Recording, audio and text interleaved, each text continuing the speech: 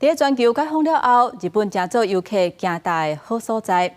东京业者即马推出小演主题旅游，应该小演的比赛结合表演的元素，让游客会当近距离来欣赏演出，还佫会当食在地真出名的糋猪排。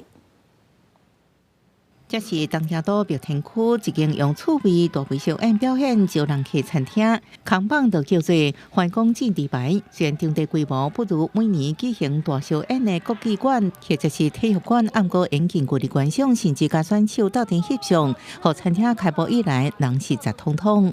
口コミとあとインスタグラムとあと結構 YouTuber の方、海外の YouTuber の方が撮影しに来てくださって、その方に 紹介してもらってっていう形です。Alors j'ai beaucoup aimé, c'était assez impressionnant. On était très près des sumo, on a vraiment pu tout voir. Ils étaient vraiment nombreux, je ne m'attendais pas à ça. Et c'était très impressionnant et super intéressant à voir. 除了安尼餐厅参观小演部吼，也就是大小演各地会馆团体训练选手的所在，也同款是一定爱会行程。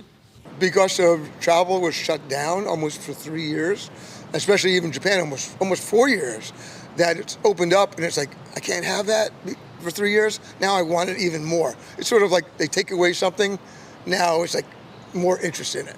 And I would say most people around the world know that Japan is different and an experience like no other place.